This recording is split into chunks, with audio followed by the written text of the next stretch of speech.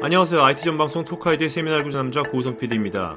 요즘의 컨테이너가 개발자 운영자 모두에게 VM보다 환영을 받는지 그 이유를 멘텍의 이지은 상무가 아주 쉽게 설명해 드리겠습니다. 실제적으로 VM 기반으로도 파스 서비스를 꾸릴 수가 있어요. 네. 자, 그러면은 이 VM 머신에다가 OS와 소프트웨어가 준비된 그런 게 할당을 해주면 되잖아요. 네네, 그렇죠. 할당을 해주면 되는데 과거에는 이렇게 했었어요, 실제로.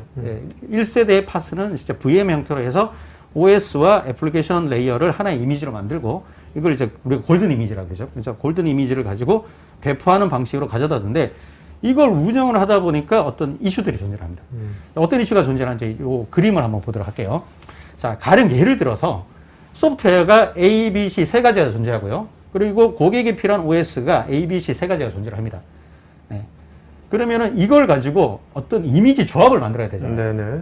그러면 뭐 PD님께서 보시기에는 요 6가지의 소프트웨어를 해 가지고 몇 가지의 이미지가 필요한다고 생각하시나요? 3x3, 3 곱하기 3, 9개 아닌가? 9개네요.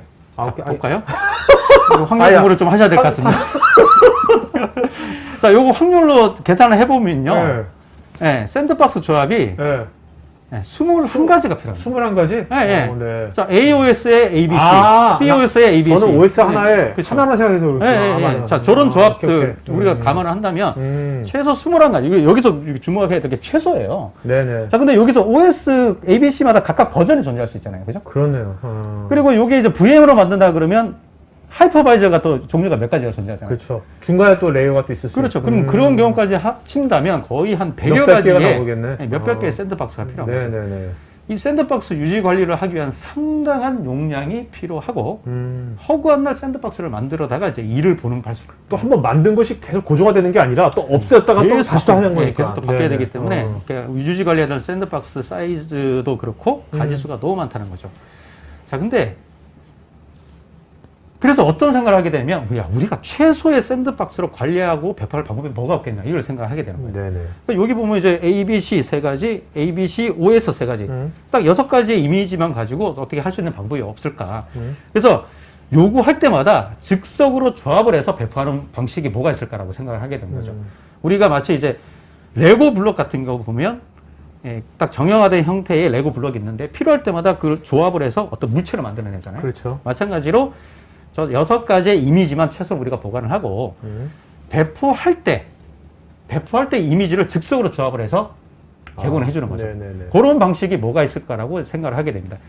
그리고 이제 우리가 물론 이제 리눅스 OS에 국한되는데 우리가 이제 리눅스 OS를 예를 들면 여러 가지 배포판 OS가 존재를 하잖아요. 근데 커널은 다 똑같아요. 공통 요소가 있단 말이에요. 그래서 공통 요소는 공유 커널로 빼내고 이 소프트웨어의 고유한 환경 변수가 옛날에는 OS에 있었는데 이거를 안에 소프트웨어 환경 변수 자체를 소프트웨어하고 같이 그 어떤 그 블럭의 플랫폼 조합을 만드는 거죠. 자, 이렇게 돼버리면 요 가지수로 봤을 때는 배포 시의 이미지 조합 딱 7가지 정도만 나와주면 되거든요. 네네네. 예. 자, 요런 방식으로 플랫폼을 전환해 볼 필요가 있겠다. 이런 이제 아이디어가 나온 거죠. 그래서 이 새로운 방식과 VM과의 어떤 비교를 제가 이렇게 만들어 봤어요. 샌드박스 수를 보니까 VM은 최소 21가지. 근데 여기서 또 OS 버전과 그리고 뭐 하이퍼바이저 종류 이렇게 따져보면 뭐 120, 300까지까지도 나올 수 있습니다. 새로운 방식은 샌드박스 3가지면 끝나요. 네네. ABC, OS. 그리고 배포 가지수도 보면 VM은 21가지, 새로운 방식은 7가지. 그리고 또 이미지 크기도 보면 VM 같은 경우는 OS가 안에 들어있단 말이에요. 실제 앱 사이즈, 우리나라는 자바로 앱을 많이 개발을 하는데 실제로 이 개발되는 앱 보면 10메가, 뭐 커야 100메가예요.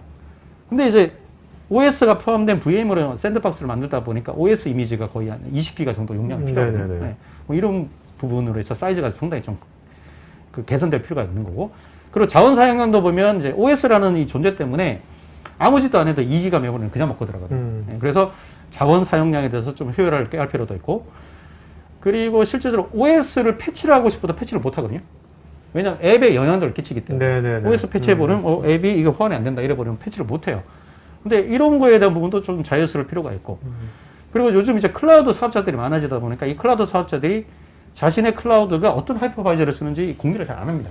그럼 하이퍼바이저가 달라졌을 때 이거 호환 또 어떻게 할 거냐. 그래서 이런 영향도 자체도 좀 그 비종속적으로 움직일 필요가 있는 거예요. 그래서 그렇게 해서 탄생한 게 뭐냐면 컨테이너입니다. 예. 그래서 앞서 있는 여러 가지 어떤 그 이미지에 대한 조합 해결하고 그다음에 정속성에서부터 벗어나고자 해서 상고의 끝에 어떤 그 제3의 플랫폼이 나오게 된 게 바로 컨테이너예요. 이 컨셉이 처음 나온 거는 2000년 아닙니다. 예. 2012년인가? 제가 IT에 발을 들인 게 1999년도인데 네네.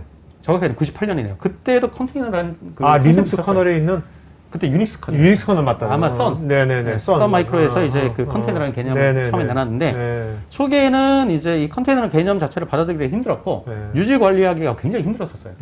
그다음에 컨테이너 이미지 만들기도 너무 힘들었고 그거를 굉장히 쉽게 이미지로 만들고 마치 VM처럼 우리가 이제 유저 익스피리언스를 본다면 VM을 관리하기가 편하잖아요. 그죠? 네, 그렇죠. VM처럼 좀 편하게 관리할 수 있도록 그다음에 이미지를 쉽게 만들 수 있도록 그 도구를 만들어낸 데가 도커예요. 네. 그래서 이제 2014년도에 도커가 도커 컨테이너를 내놓으면서 갑자기 개발자들 사이에서 아주 그 환영을 받게 됐죠. 그래서 저희 회사도 마찬가지로 그때 2014년부터 저희 컨테이너를 쓰기 시작을 했었고요.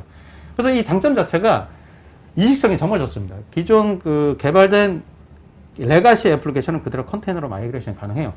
제가 이제 고객분들이나 여러 이제 SI 업체들 만나보면 이제 많은 오해 중에 하나가 뭐냐면 지금 현재 애플리케이션을 마이크로 서비스 아키텍처로 쪼개야지만 컨테이너로 넘어갈 수 있는 거 아니냐라고 많이 오해를 하시거든요. 절대 그렇지 않습니다. 그러니까 기존 레가시 앱도 그대로 컨테이너로 이식이 가능하고요. OS가 없는 것 때문에 사이즈가 정말 작습니다. 사이즈가 작다는 거는 속도가 굉장히 빠르다는 거죠. 그리고 이제 호환성. 그러니까 요즘 보면 이제 뭐 프라이빗 클라우드에서 퍼블릭 클라우드로의 확장, 배포 이런 걸 많이 고려를 하시는 고객들이 많은데 하이퍼바이저가 다르잖아요. 그죠? 네네네. 자, 이럴 때 호환성 어떻게 유지할 거냐. 근데 컨테이너는 그런 면에서는 좀 자유스럽습니다. 그래서 이런 컨테이너가 이런 장점을 많이 가지고 있기 때문에 요즘 이제 컨테이너 얘기를 하는 거고요. 그래서 이거를 크게 네 가지로 제가 다시 정리를 해봤어요. 어떤 환경의 일관성을 제공해준다는 거. 개발자가 개발된 환경 그대로 어떤 컨버팅이나 마이그레이션이나 뭐 이런 거 필요 없이 그대로 다른 인프라 쪽으로 이식이 가능한 이런 것들 제공해주고. 자, 이것 때문에 개발자 생산성이 높아지는 거죠. 예를 들어서 어떤 앱을 우분투 기반으로 개발을 했어요. 그러면 얘는 우분투 OS 위에서만 올라갈 수 있잖아요. 그죠? 근데 그렇죠. 고객사가 여러 OS 환경으로 준비를 해놨단 말이에요. 뭐 레드햇, 센터OS, 수세, 뭐 페더리눅스. 그럼 개발자는 그 각각의 OS로 다 컨버전을 해야 되거든요. 근데 컨테이너로 가게 되면 그럴 필요가 없어요. 그래서 생산성이 상당히 높아지고 효율적인 운영, 뭐 아까 얘기했지만 OS가 없는 걸로 인해서 많은 혜택을 가져갈 수 있고요. 그리고 이제 온프라미스와 뭐 퍼블릭 클라우드의 어떤 연결을 위한 하이브리드, 하이퍼바이저가 다른 환경, 이기종 환경인데 이럴 때 어떤 플랫폼 자체가 자유스럽게 넘나들면서 확장되고 배포되는 호환성이 유지되는 그게 바로 컨테이너입니다. 그래서 하이브리드 클라우드 환경에서도 필수적으로 적용되거나 고려될 수밖에 없는 구조, 이게 바로 이제 컨테이너라고 생각하시면 되겠습니다. 그래서 이런 이유 때문에 요즘 앱을 다 컨테이너로 호스팅을 하고요. 요즘 이제 머신러닝, 빅데이터, AI 이런 것들 개발자들이 대부분 산출물, 뭐 요즘 또 이제 코인으로 많이 유명해진 블록체인 이런 것도 대부분 산출물들 내놓은 거 보면 다 컨테이너예요. 네네. 이 영상이 마음에 드시면 좋아요, 구독 부탁드립니다.